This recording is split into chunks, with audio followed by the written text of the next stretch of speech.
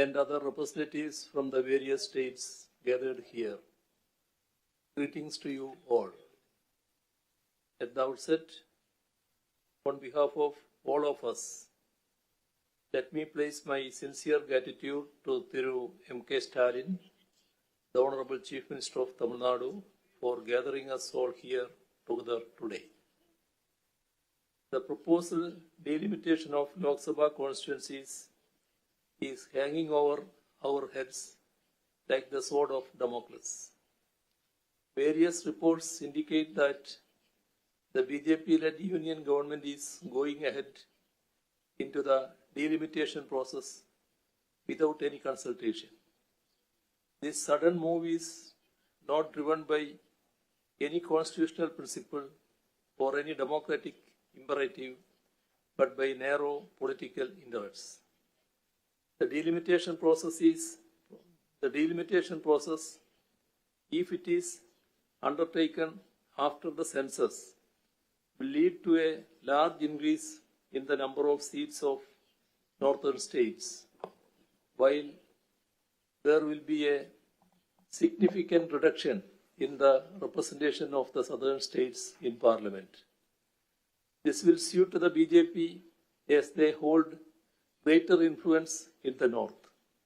If delimitation is carried out purely on the basis of population, then Kerala and other southern states will suffer, as we have been bringing down our population since 1973, when the previous delimitation was carried out, in which the number of seats in the Lok Sabha was reorganized.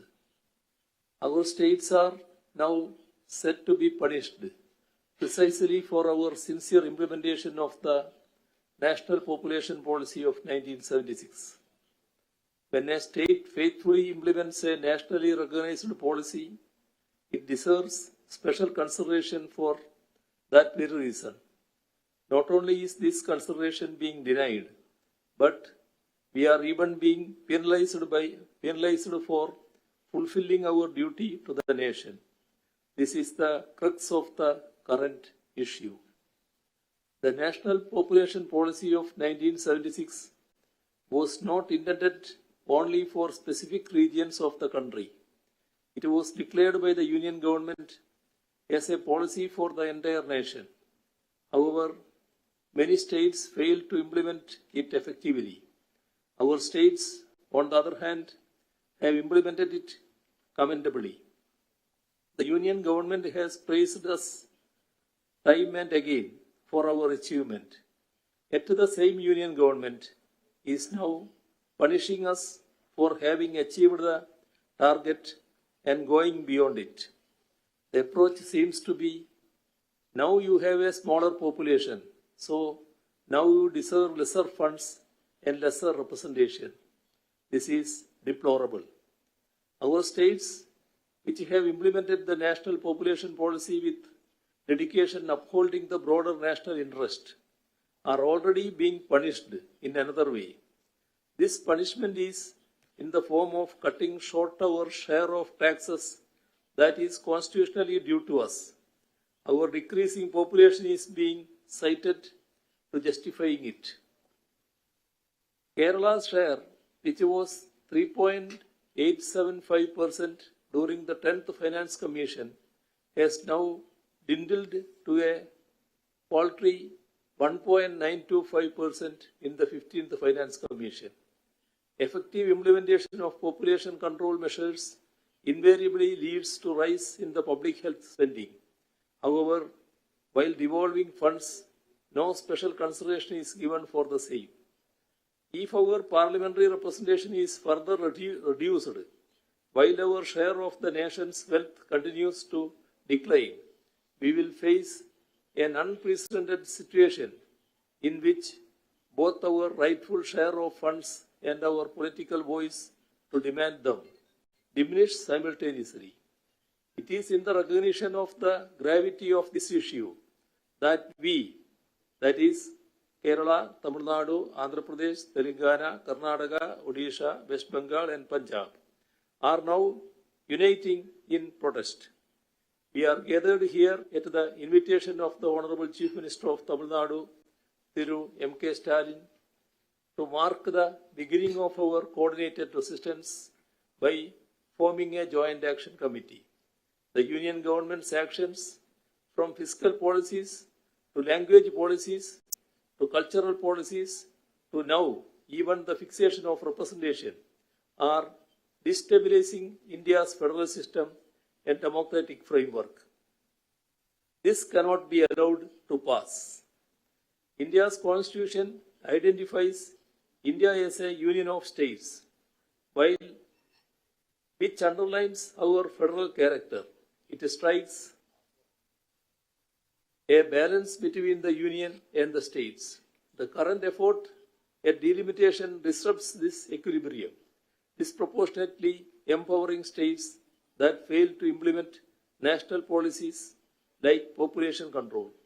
States that prioritize education, healthcare, and gender equity will be penalized for their progressive choices. This creates a perverse incentive, as states will be discouraged from investing in human development for fear of losing political representation. The union government should examine whether this will guide the nation forward or drive us backwards. India's federal structure was designed to protect smaller communities and regional identities. Dr. B.R. Ambedkar, the chairman of the drafting committee of India's Constituent Assembly, warned against the tyranny of the majority, advocating for states' rights to balance central authority. Back in 1988, the Sarkaria Commission reinforced this, stating that federalism is not a mere administrative arrangement, but a fundamental feature of the Constitution. Delimitation that ignores this principle risks reviving colonial era centralization, while diverse voices were subsumed under majoritarian agendas. The end result was that the Indian people united against our colonizers and drove them out of the country. Those at the helm of affairs today should take due note of our history and what it teaches us. India's federal structure is a cornerstone of our democracy, designed to accommodate the country's vast mosaic of cultures, languages, and regional identities. The diversity that defines India is not just a demographic statistic. It is the bedrock upon which our unity is founded. A robust federal system ensures that every region, with its unique history, language, and cultural heritage, has a voice in the national dialogue. The current process of delimitation poses a serious threat to the preservation of our rich cultural and linguistic diversities as well. Redrawing constituencies solely on the basis of population without accounting for these vital cultural and linguistic factors risks the possibility of marginalizing those regions that have long preserved their distinct identities. This is especially critical for our states, which not only contribute to the nation's demographic fabric, but also enrich its cultural landscape. The strength of India lies in its plurality.